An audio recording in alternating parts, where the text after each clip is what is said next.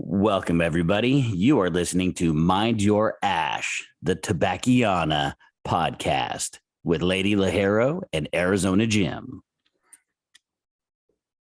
Give a quick shout out to our sponsor, Refuge Cigar Lounge in Redlands, California, the Inland Empire. Thank you for sponsoring our podcast. And yes, we are repping. How are you doing, Kate? I'm good. I'm just watching you use your goods as a billboard. Yes. So quick housekeeping. What are you smoking? I'm smoking an Alec Bradley Tempest Maduro. Well, not that you can see it. There you Tempest go. Maduro. Ooh, how is that? It's good. I can honestly say I don't think that I have smoked. I've smoked one Alec Bradley, the Black Market. That is one brand I have not ventured too far into. You should. Do you guys carry? They're very Alec solid. From time to time. Okay. Yeah, we're a boutique, so it's always our humidor's always changing. You guys are fancy. We are fancy. No, I think that there's, and especially now there are so many cigar lounges out there that just carry a vast majority of just like the popular shit, which it makes sense because you want to, sell as much. They're easy to get and it's easy to keep in. And people know about them, so they're looking for them, But there's something about a place that carries some of the boutique stuff, or a lot of the boutique stuff like you guys do. I know there's one place here in town that carries a lot of the boutique stuff. And boutique does not equal expensive. I think a lot of people are turned off by boutique and thinking it's extra fancy and I have to wear, a suit and tie or a black dress. No, I mean, you bring up a good point about the price point, because the place that I'm thinking of in town that carries predominantly boutique stuff, most of the sticks in there are rather pricey. And so like for me, I want something that's going to taste good, not necessarily have a huge price tag on it. Right. So I anything over $12, I typically am not even looking at. Right. As soon as that's why we have our whole unbanded 5 for $45. Well, it's the entire back wall of our humidor. We've got over 40, different sizes and blends. And they're made by the big boys. They're not rejects. They're not seconds. It's just a deal that we get, by working with them. And so we're able to offer them for that. So you get some really, really good cigars. So you okay? No, without, breaking the bank. Now, have you guys thought about, because there's a place here in Phoenix that does a shit ton of what they call house brand. We do have some. Right now we don't have them in because getting you guys work with the manufacturers to blend what we have one that we work with. Okay, cool. He makes them just for us. Ron had a big hand in doing that and picking the blends and and all that stuff. We just, with the stuff going on in the world, you can say it here. Getting at them being able to get in product and stuff, it's just we're still fighting it. So and even in my day job industry, we're having a lot of the same issues. It's just it's still the repercussions of the last and 2 shipping years. costs are through the damn roof.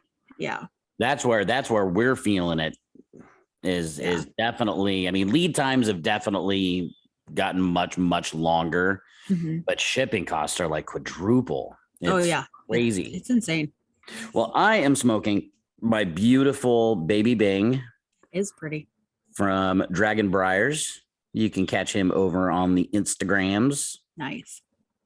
I will make sure in the show notes that there's a link over to his Instagram page. Absolutely That's beautiful. really pretty. Sandblasted. I like the stem with, and then it's like matte, you know. Yeah.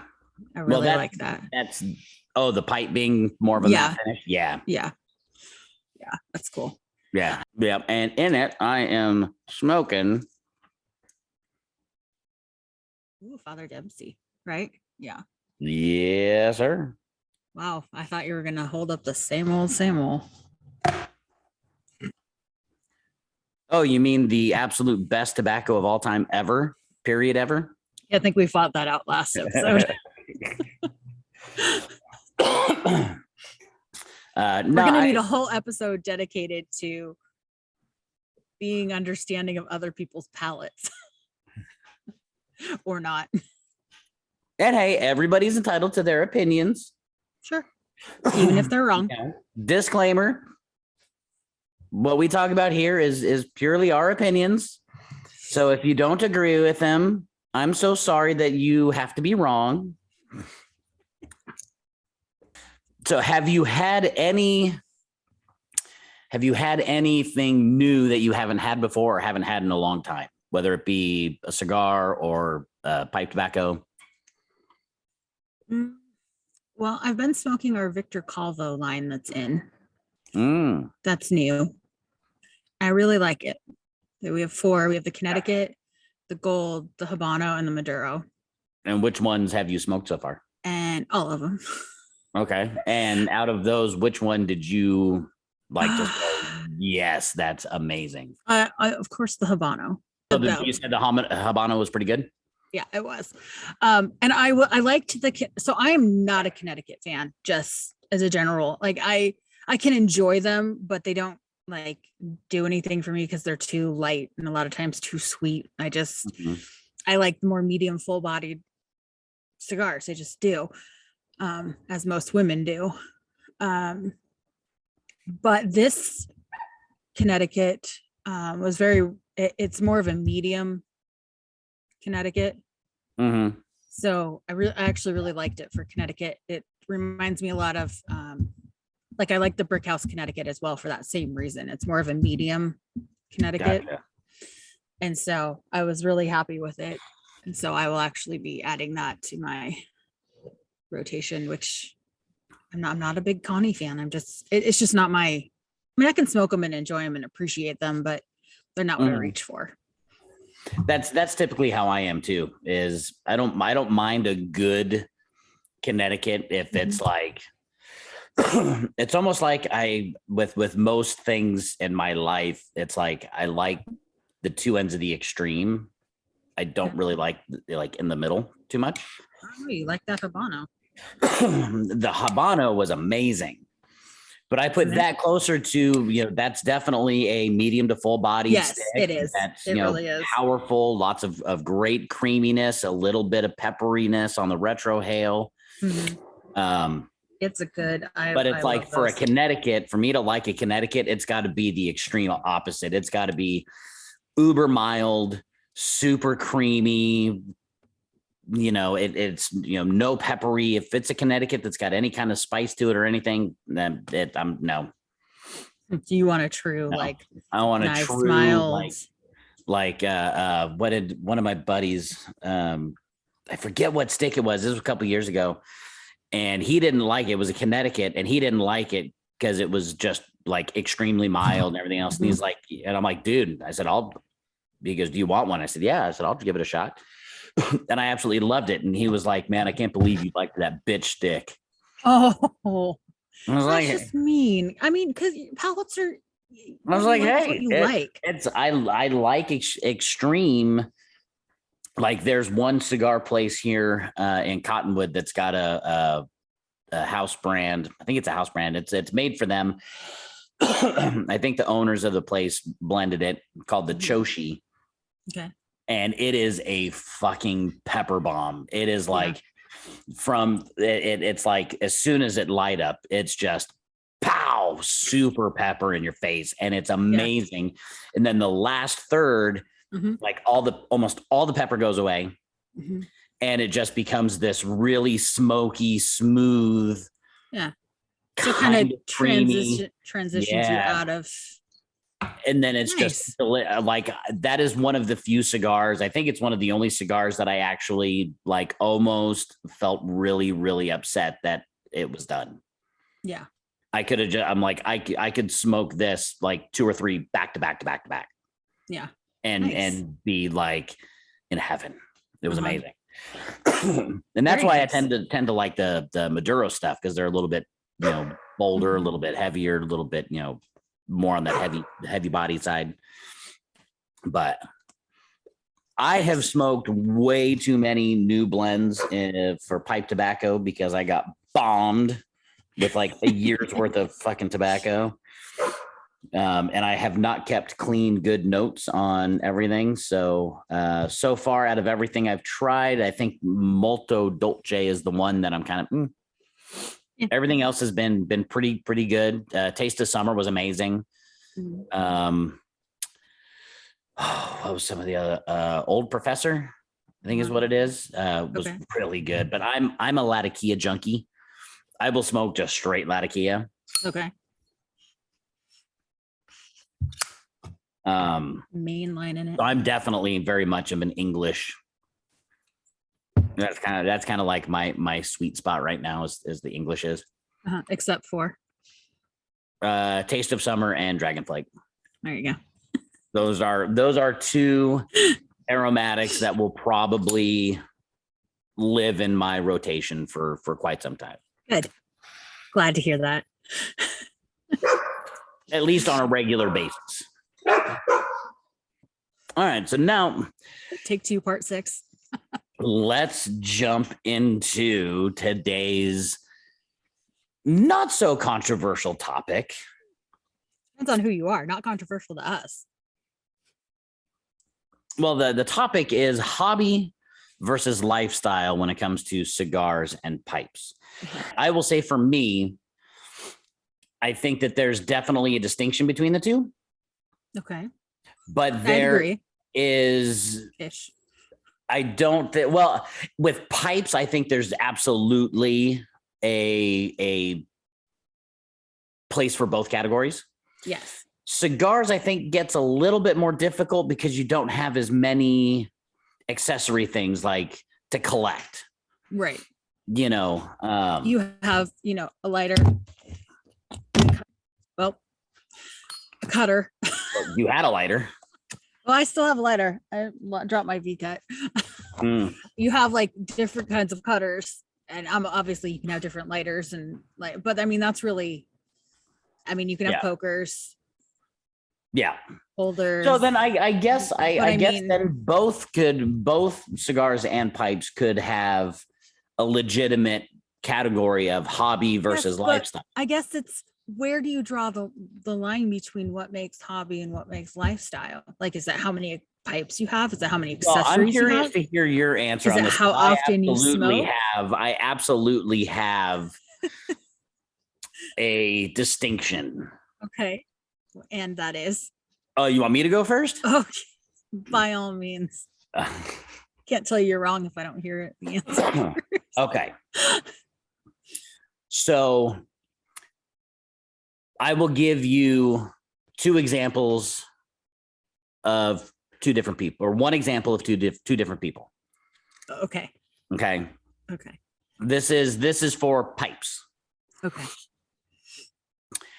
A lifestyle person, and let me also clarify, you can be both. Okay. But I think the lifestyle person in theory has a small number of pipes. They don't care about collecting. They don't care about cellaring tobacco. They're not really big on venturing out into trying different tobaccos. They have their set, maybe 4 or 5, maybe up to 10 pipes. They have, 3, maybe 4 tobaccos that they rotate through, and that's it. Okay, that's the hobby part, I think, comes in when you start collecting pipes, anything that is the collecting side of it. collecting pipes, collecting tobacco for cellaring. I think those categories there start getting into the hobby side of it. Okay. So, person B is the person that has, 500 pipes. He's got, 20 years worth of tobacco cellared, always venturing out, trying new tobaccos, always trying. I think that's kind of the hobbyist side of it. Like my grandpa would be a total lifestyle person. Mm-hmm. Back in the day when it was harder to get tobaccos and you really only had what was available in your local stores. Okay.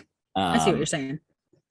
He had, maybe 3 pipes at any given time. He pretty much smoked one tobacco. Now, part of that is also his environment and what was readily available. There wasn't a whole lot available in his small, bumfuck town.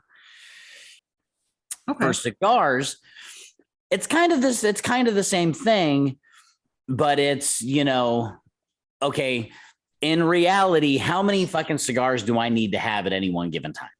A lot. But that depends.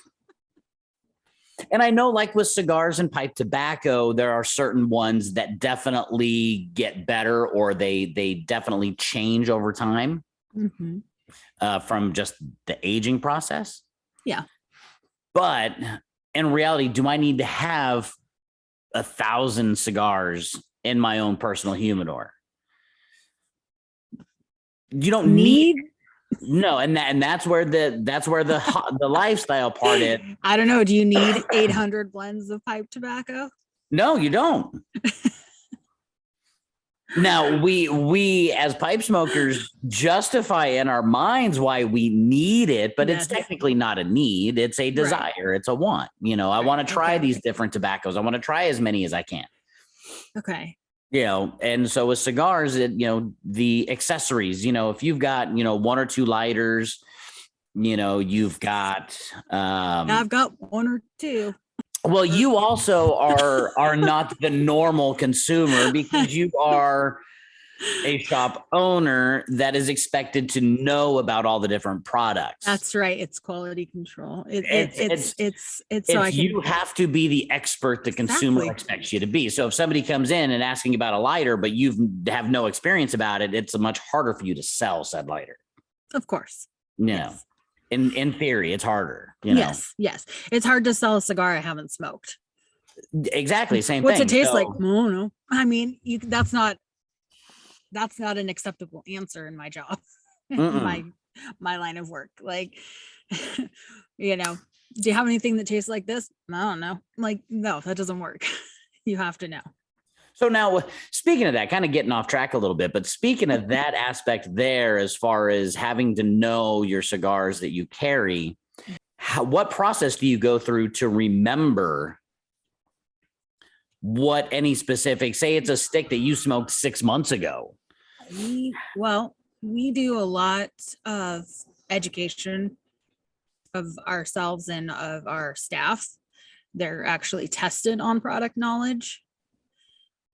So they need to know, where, about the brand and where it came from. And they need to know, the filler, the binder, the wrapper. And it's like anything else. You just learn it. And as you smoke other cigars, you kind of, oh yeah, this reminds me of that. And this part reminds me of that. And you kind of make those connections. So when someone comes in and says, I like to smoke, X, and we don't carry X, but we have 1, 2, 3 that are similar, and this is why. But we just, so you have to smoke them. You have to smoke them, and you have to pay attention. We have tasting sheets that we use. That we write. Okay, so that was kind of what I was kind of getting at is, do you keep notes? Do you? Yes, Okay. I mean, I'm not like walking around with a notebook and like, okay, so this one but I mean, it's just like anything else, repetitive, repetition. And the more you smoke it, and the more you smoke in general, the more refined your palate gets, and the more you pick up those things. Yeah. But we are really big on education at our lounge, and like I said, our staff is, every month they're assessed on it, quizzed, whatever you want to call it. So when you do those product training sessions, do you include only stuff that you carry, or do you compare what you do carry to things that you don't carry? So that way, if somebody comes in asking for, hey, I want a Camacho.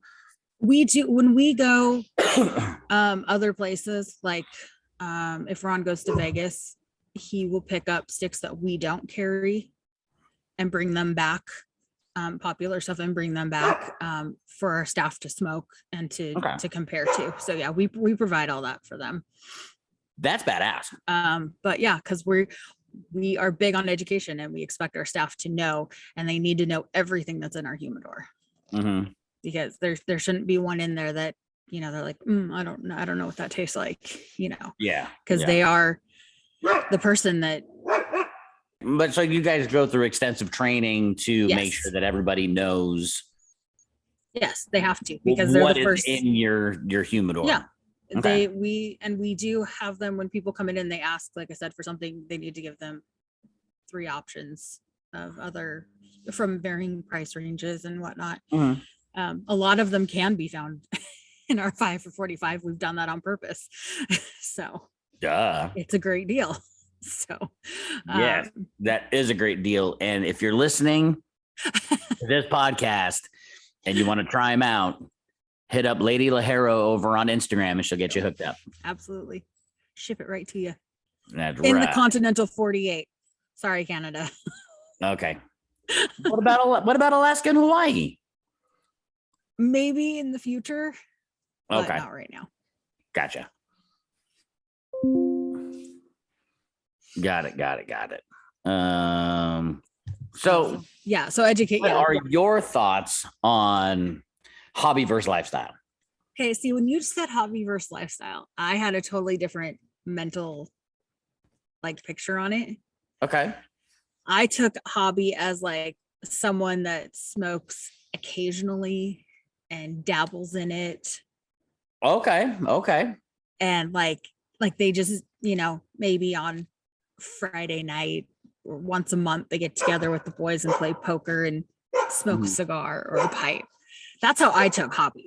And now, then life's that is a great point, because I've had that discussion on social media before of what classifies a cigar smoker or a pipe smoker. If you smoke cigars, you smoke cigars. I don't care if you smoke it once a week, once a month, or 4 a day. You're a cigar smoker, you know. And that's where I always came from with that particular kind of thought process on you know, what defines a pipe smoker. Do you smoke a pipe? Yes. Well, then you're a pipe smoker. Right. Doesn't matter if you smoke it, you know, 5 times a day. Now, if you've smoked it once ever and it's been like 5 years, I don't think I'd consider you a cigar or a pipe smoker. You know, maybe a previous, but you know, sometimes that's all, you know, for whatever reason, whether it be financial, because I mean, literally you're just burning money. You're just burning money. That's what we do. We burn money. It's good, but you know. But you can say that with anything that is a no, but you buy your luxury, pipe. You know, it's tobacco, liquor, beer. Well, yes, you're drinking like your money. Your pipe doesn't burn up when you're done with it. You buy your pipe, pipe. You know what I mean? Like, your cigar, you're done. You know, here's a pretty band if you know, if you got stick it up on the wall. Yeah. So, so when you said hobby, that's what I took as like the lighter, you know, occasional smoker, I guess. And that's where I was like thinking, well, where do we draw the line? Like, do you have to smoke every day for it to be lifestyle, or every week, or you know what I mean? I think if it's any part of a routine for you, and that where would you draw? Where would you kind of draw? And that's what I'm saying. If it's any part of a routine, like if it's the once a month poker night with the guys, sorry, ladies, I'm not leaving anybody out. I think if it's any sort of a routine, like I said, if it's any like a poker night once a month, and you always have a cigar, you always have a pipe, and that's your thing, and that's part of your routine, sure, you're a cigar smoker. Okay. You know, I don't think it has to be like, oh, you have to smoke every day to be considered a lifestyle, because it's part of your routine. It's part of your lifestyle. Yeah. And I think you nailed it right on the head with using the term Shit. Routine. I didn't say shit. Routine. Big word for early in the morning for this guy. What is it? All of like 7 letters. Didn't even use aficionado. See, I would have remembered aficionado. Yeah, I think. But no, the routine or ritual or something like that. Yeah. You know, by putting that terminology there, I think that really hits it right on the head, where it doesn't matter if it's, you know, like you said, once a month or once every couple months, but if it is a part of a regular routine that you do, then I agree with you. I think that makes you a cigar smoker or a pipe smoker. Right. Now, that does not mean that if you smoke a pipe once every 2 months or smoke a cigar once every 2 months, that you are now an expert and can go out and start telling people how to do shit. I think that's more hobby to me, and my term of hobby. That's more, oh, hey, it's a nice night. Oh yeah, I have that pipe or that cigar inside. I should smoke it. Like, you know, and that's fine. It's totally fine. I don't expect everyone to smoke, you know, 3 or 4 cigars a day or whatever. No. How many? I'd like them to, and I'd like them to buy them all for me. You smoke a day on average? On average, it's like 1, honestly. Okay. Some days 3. I think once I hit 4 and I kind of wanted to die. So, but you know, you can hit that easily, like events and stuff, or just being out, you know, you can, try that, you know, and whatnot. So, well, see, that's one thing I know you and I have talked about. My big dream of owning and operating my own cigar lounge. Yes. And I think that's the one area that kind of like is a romantic idea of like, I get to go and fucking smoke cigars all goddamn day. Hell yeah. And I know some owners that they smoke 4 or 5, sometimes 6 cigars in a day, because they're there from the time they open to the time they close. Yeah. You know, and you have customers that come in and they want to chat and they want to smoke with you, and that's part of the community. It's part of the lifestyle, and it's great. Yeah, I mean, that's part of the job. There doing that, is connecting with the people that are coming in, because you're right, that is your community. Yeah, you know, it's great. So yeah, and then there are some, you know, that, you know, sometimes you're too busy. Yeah, you know, which is a good thing too. You know, you're too busy in and out of the humidor and running the register, or we're, you know, like it's a barbecue day or something and you're serving food or whatnot. It gets forgotten about, or, you know. Well, and that's one thing that really does separate you guys from the typical cigar lounges. You guys do a lot. Yeah. I guess I just assume everyone does. I know they don't. Is surrounded by the community that, you know, is, you know, regularly, you know, coming into your lounge and is a part and truly is an integral part of that community. Yeah. Whereas most other cigar lounges, it's like, hey, I have a lounge. I provide a place for you to come and sit and enjoy your smoke. I provide, you know, a pretty good variety in the humidor. That's it. Well, and I think that's kind of the typical thing, but you guys go above and beyond with really connecting with that community aspect of it that a lot of places just don't do for whatever reason. Yeah. And some of them, I mean, they don't, and that's okay. That works for them. Oh, that's fine. Absolutely. And it also might be their clientele, you know, where we're located, and because of our personalities and, you know, especially Ron's personality and outdoorsy and whatever. Yeah. Do our members like to go shooting? Sure. Do our members like to go overlanding? Sure. You know, different member, you know, some overlap, some don't. Just some like to come down and have steaks at, you know, the tartan and, you know, watch cigar rolling, and sure, you know, some like to go to the our brew event. Sure. You know, where they're, you know, micro brew place, you know. So yeah, we do try to get out, and because that's who we are. We're go out and do things, people, and we want to take our people with us. So absolutely. We try to have a little bit of everything for everyone. Not everybody wants to go camping. Not everybody wants to go shooting. Most people want to eat. So that's always most people want to eat, drink, smoke cigars. Yes.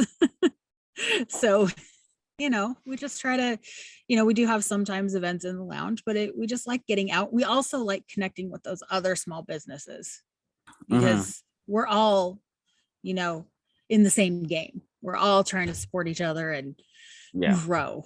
And that's important to us too, to choose those small businesses to partner up with. Yep. So sorry, I got off on a little tangent there. No, I get so passionate about building, and even our online community, we have members from across the country, and it's great. And we have a platform where they can all, and interact together. And it's fun. It's really fun.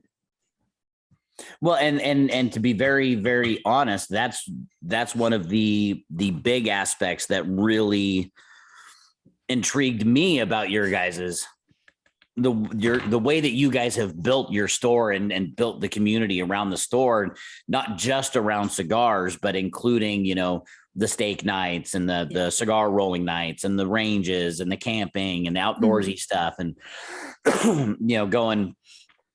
these are all things that kind of go hand in hand. It's like, it's more than going to the lounge and smoking the cigar. It's what do you enjoy doing that you can smoke a cigar while you're doing kind of thing. And that's what I mean. We love our four walls. We love our lounge, but we like to get out of them too. And that's what always, as soon as I started hearing about what you guys do, like, why don't more places do things? I mean, like the whole food truck thing is a huge trend right now.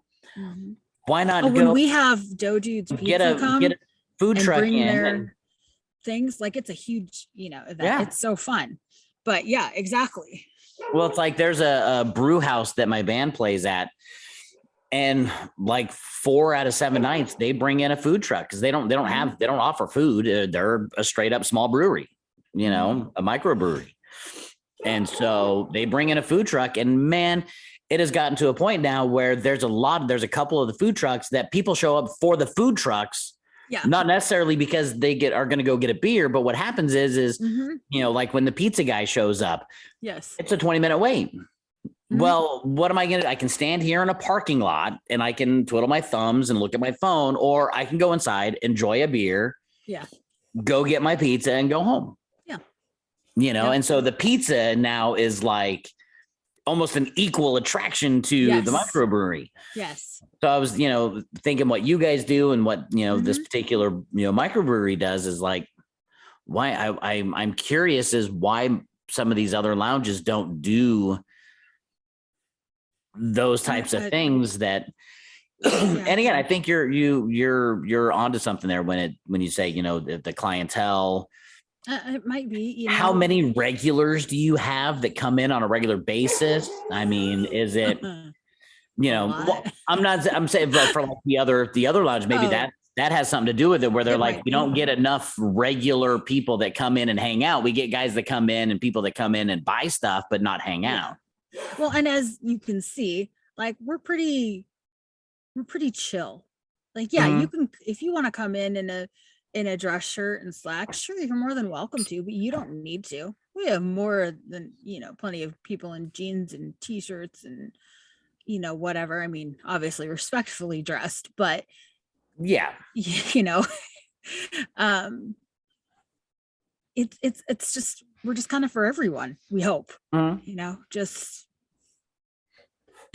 And that's and we touched on it I touched on it from my experience, the first cigar lounge that I really went to on a regular basis. I mean, you had doctors and lawyers and contractors and electricians and plumbers and, symphony directors and, it was everybody. And there were dudes in suits, and there were dudes wearing, jeans that were, obviously dirty from a day of construction work. Yeah. Because it's how you it doesn't matter if you're a doctor or you're a construction worker. It's a hard day's work either way. And it's a way to come in and relax. And you are immediately among like-minded people, even if you're not in the same career field. Yeah. Exactly. And it doesn't matter. I mean, it doesn't. And that's what I think is so great about the cigar pipe community, is that it just, one of the things that I like showing is there are so many beautiful girls that wear these great outfits and go to these lounges and stuff. And I kind of I'm like, dude, I'm just the girl next door and I enjoy cigars and I own a lounge and it's cool. You don't have to dress to the nines and put on your heels. And yes, is it fun to do that? Absolutely. But you don't need to I love when I put on my heels and smoke a cigar. Like you can be the girl next door and sit outside in the country and have a cigar, and it's the same lifestyle. I prefer when I feel like somebody is just being genuinely who they are. And if you are the type that is comfortable wearing a suit, it's like I went to a cigar club meetup and one of the dudes was wearing like a straight up 4-piece fucking suit.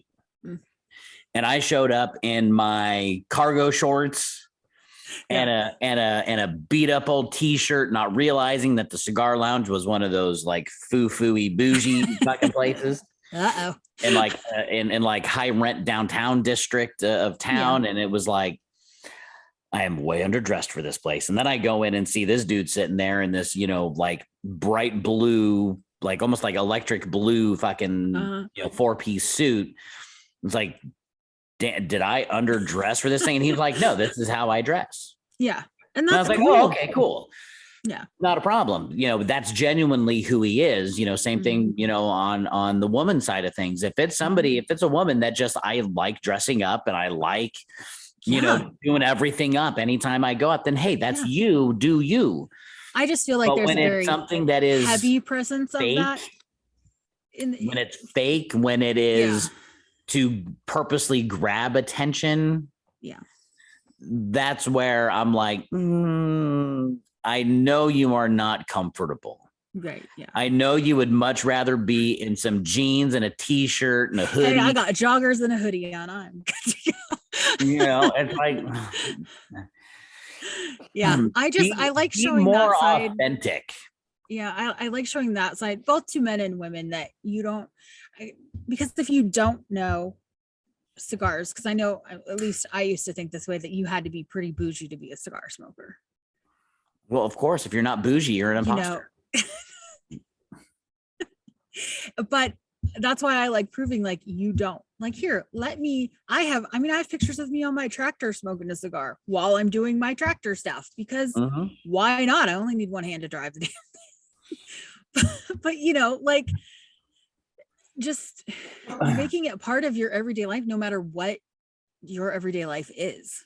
Or whatever that regular interval, like you were saying before, if it's once a week or once a month, whatever that trend is, whatever that kind of ritual is or routine is, if you say, I have a cigar once a month on poker night, and someone were to say, oh, well, you're not a real cigar smoker. No, that's not true. Yes, you are. It's part of your routine, and shame on them. Yeah. And that's where I think especially now, maybe with social media and everything else, is there's a huge aspect of that I think a lot of people miss out on, and that's the true enjoyment. Yes. There's too much of this, if you smoke a cigar, you've got to know everything about that cigar. Yes. Fuck, I don't. Or I smoked a cigar and I liked it. I don't know why I liked it. Yeah. I can, it was kind of creamy. It was kind of nutty, or it was, it had some nice pepper to it and I really enjoyed it. bottom line is you like You what don't you have like. to be like, well, this was a Nicaraguan filler, and that's why I liked it, because I only like and that's the thing is I think there's a lot of people that are expecting, if you are now, do I expect that of my staff? Yes. Do I expect that of my customers? Heck no. Well, that there's a huge difference there, because you have your staff that work in the industry, that work at a store. It's like I worked at Guitar Center as a repair tech, and it was not expected that the repair techs knew about like all the products. But I took it upon myself to really, now I have a very lengthy background in guitars and music and all that. Yeah. So it wasn't very difficult to do, but I took it upon myself to really look at every different brand of guitar and different style of guitar to really get a much better understanding of those specific brands and those specific guitars. Because I would always have customers come and talk to me going, hey, I don't want to talk to a sales guy. I don't want to ask these questions to a sales guy, because I know that they're going to steer me towards the more expensive. Yeah. In your opinion, I'm looking at these 3 guitars. Yeah. What would you say? But I always, what would you say is, the better deal? What's going to be the better quality? And then I can just go from a technical standpoint, find out a little bit about them, like in cigars, what kind of coffees do you like? Do you like dark chocolate or milk chocolate? Things like that. The same type of questions can be asked of a guitar player. Yeah. And kind of narrow it down and go, okay, for the money, for this, that, and the other, here's my opinion from a technical side, not from a sales pitch side. And so I don't know if you would get this too. You probably would, but there are some people out there that are very brand oriented. Oh, 1,000%. Either brand oriented or origin. Yes. And so that's another reason for our 5 for 45 is we want you to smoke the blend, not the band. Yeah. We want you to, use your palate to decide what you like, not the marketing. And so exactly. That's always, you see a lot of people posting and then somebody posts something they like and people are like, oh, that's a, shit cigar or whatever. It's like, Gurkha. No, it's not. Gurkha. I have my own thoughts on that, but anyway. That's for another episode. I can honestly say I have had more than a few Gurkhas that I really enjoyed, and I had a shit ton that were not that great. Yeah. And then I found out some of the behind the scenes of how Gurkha operates their business, and I went, now it makes sense why there's more meh than good. Yeah. For the Gurkhas that I've smoked, and these are strictly just from the ones I've smoked, I get the impression that they are more about strength than flavor. Mm-hmm. And I just I like a good strong cigar, but I don't just want to smoke. It's kind of like spicy food. If it is so spicy that it's like burning, but it has no flavor, or it's just hot for the sake of being hot, no, thank you. Yeah. Yeah. But it's like I had ribs I made ribs one time, and they were so god awful hot and spicy, but the flavor was so good that like me and my family were sitting there just crying and going, I can't stop eating it. And so if there's a purpose behind it, and there are plenty of people that obviously they're doing well and they're continuing to make them. So there are obviously people that do enjoy them. For my palate, they just didn't work for me. That's like Romeo and Juliet. But if someone else says they like them, I'm not going to. Good. I'm glad you found one you like. Mm-hmm. Great. Well, that's like I catch flack, from my dad doesn't give me too much flack for it, but like I'm not a huge Romeo and Juliet fan. Mm-hmm. Just not my bag. He loves them. Mm-hmm. He loves them, and I've given him other stuff to try, and he's like, "Yeah, it's still not as good." I'm like, "You're and that's the difference in people's palates, Exactly. That's it right there. But no, to kind of segue back to the topic. That's interesting that you came from it from that angle. I've had that discussion with other people, but never really like combine, put it together with the hobby versus lifestyle. That was always the debate of, are you a real pipe smoker or cigar smoker, or are you not? Right. And that was the thing, is like, where do you draw the line? And I'm like, okay, if you smoke a cigar once every 6 months, yeah. Are you a cigar smoker? Yes. Are you a lifestyle? Not really. That's a hobby to me. It's once in Yeah. a while when you think about, like, like any other hobby that you would partake in, I don't know, woodworking or cross stitch or whatever. Something you partake in when you have time and when the urge hits you. Exactly.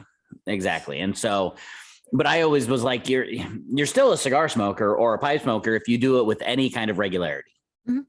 Now, if it's over 6 months in between each one, yeah, I'm probably going to go, you're really not if it's a New Year's cigar Eve only, kind of thing. Yeah, it's like you're a novelty at that point. It's like you're almost kind of like in the novelty side, which is, way down, but hey, if that's when you enjoy it, enjoy the shit out of it. Oh yeah. Enjoy the shit out of it. There's nothing wrong with that at all. I'm obviously not going to push people to smoke. I fucking will. Well, pipes and cigars, yes. Anything else, no. You will smoke anything under the sun. That is not true. I wanted to see how fast you'd react to that. That is not true at all. Well, you do, but you'd go beyond pipes and cigars, though. Yes, with nicotine. Oh yeah, no, I meant nicotine. I didn't mean like you're. Oh gosh. But no, with nicotine disbursements, with nicotine disbursements, I don't even know what the word to use. Cigarettes. They're called cigarettes. Well, but like I dip, I smoke cigarettes. Smoking.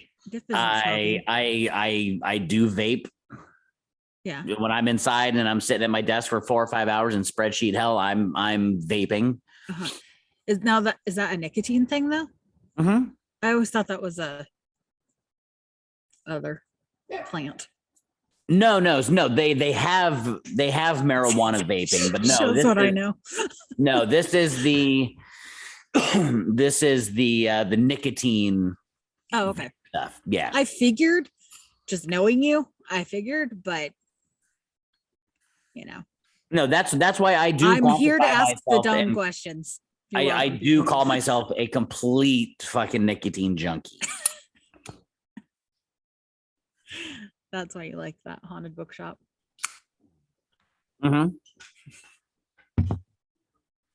Now, I will say haunted bookshop with a little bit of Latakia added to it is fucking tits money. Wow. I get my smoky campfire with the nicotine hit. Oh my Lord. You're gonna have to smoke that next time so we can watch this all unfold. You're gonna have to try more of that. We do not, we do step into the R-rated. We do not step over to the X double. No. This is a. You can't say it's a family show. I know. This is.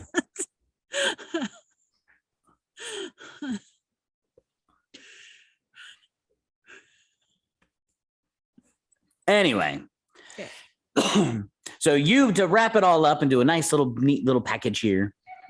I came from the angle of hobby lifestyle when it came from, smoking a pipe and cigars versus all the collecting side of it, collecting pipes, collecting cigars, collecting all the accessories. That's where I kind of drew the line, and you kind of put it more into the routine aspect of it. Which is I think it's neat that we both had different, like, it kind of like lifestyle was here and your hobby was here, but my idea of hobby was here. On the other side, it each took a different side of lifestyle. Well, and like I said, for me in my head, it was your side of the thought process to me was always a part of the conversation of what makes a real pipe smoker or a real cigar smoker. Mm-hmm.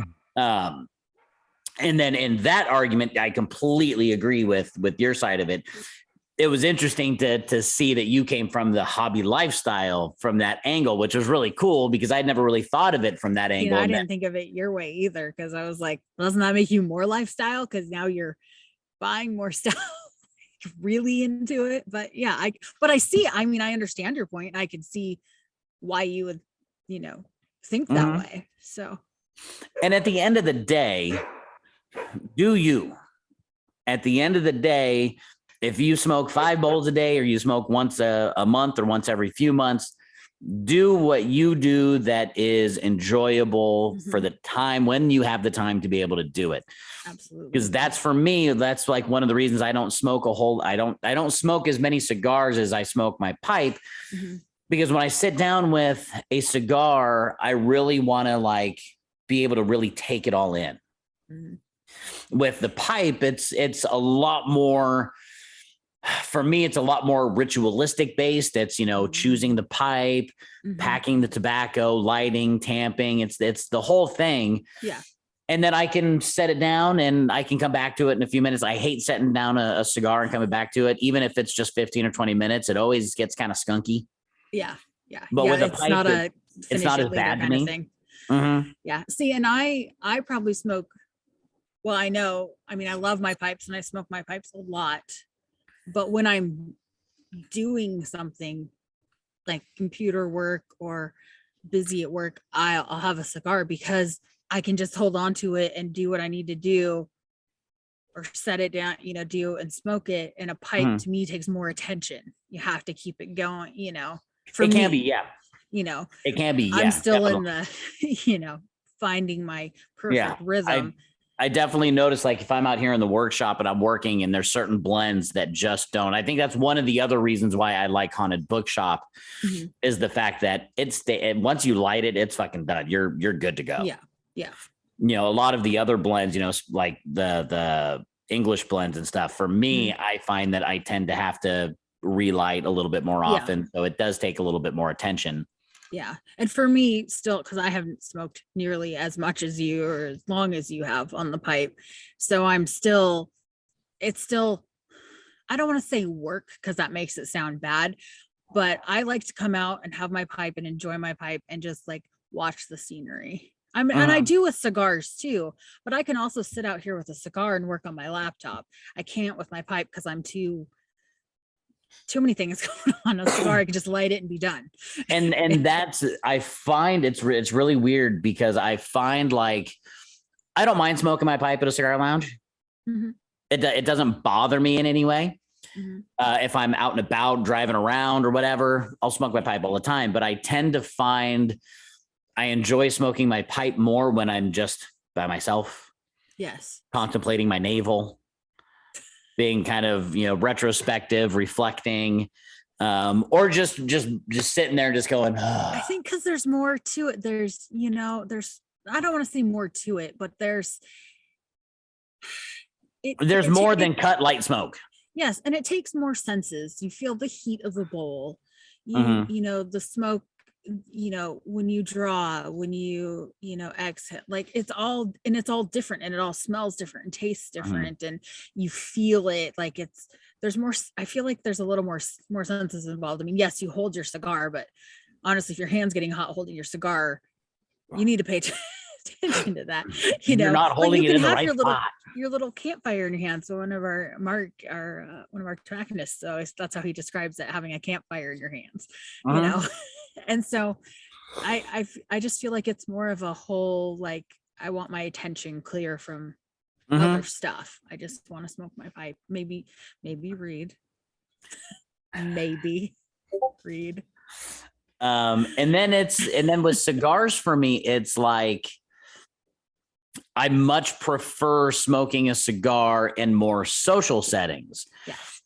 Because there's less to worry about. There's less to, deal with. Just like this, I brought a cigar today and not a pipe. Our herfs that we do, usually have a cigar because it's just easier to and I talk with my hands a lot. So it's just easier. Well, I do too. And this ends up becoming a pointer. So yeah, it's just all in personal preference. And doesn't mean I enjoy one over the other. You know,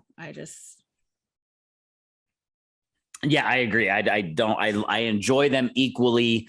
I just find myself having more, you know, I can grab a smaller bowl pipe. That's a 15, 20 minutes. That is nicer. I mean, it's yes, harder to do that with cigars. You can grab shorties, but yeah. The thing that I find that I have a problem with shorties is I am, especially with cigars, I have a very fast cadence. And so the shorties get way too wickedly hot, way too quick, and I end up not being able to smoke half of it. Yeah, I can. And I'm like, yeah, this is some bullshit, Geraldo. But anyway, so again, I want to give a quick shout out to our sponsor, Refuge Cigar Lounge in Redlands, California. My shirt says FU. In the Inland Empire. Don't forget, they've got their 5 for 45. If you're interested in those, I had the Habano and it was absolutely amazing. And I'm not a Habano guy. I may have to start diving more into the Habanos because that was absolutely delicious. I did have the Maduro. That was straight up strong as hell in the Maduro category. It is. But the Habano blew me away. The Habano blew me away. The Maduro, I really enjoyed it, and I'm starting to find that a lot of the Maduro cigars taste very, very similar. They can, yeah. At least the ones that I have had. Yeah. There have been some that have been a little bit heavier, a little bit heavier on the pepper side, but that can be any cigar. Yeah. That's not just a Maduro thing. But the Maduro was absolutely hands down delicious. The Habano blew me away. So I'm so glad. I'm telling y'all, jump on that 5 for 45 deal. They are amazing sticks. And I think we're out. All right. Thanks for joining us. You've been listening to Mind Your Ash with Lady Ligero and myself, Arizona Jim. Thank you for watching. Thank you for listening to the podcast. Please subscribe, hit all the notification buttons wherever you're finding us at. If you have any burning questions, our email will be listed down below. So submit your questions there. And on future episodes, we will start answering your questions of what you're just dying to know about Lady Ligero and Arizona Jim. Oh boy. So with that, thanks again, everybody. Thank you, Kate, for joining me once again. It's a pleasure. Being my partner in crime. And hopefully you enjoyed the episode. I know I always enjoy getting to sit back and enjoy a pipe and in the future a cigar and just shoot the shit. And who knows what the fuck we're going to talk about. That's true. Who knows? We're all over the damn map. So we rabbit trail. So anyway, thanks everybody. We'll see you guys on the flip side.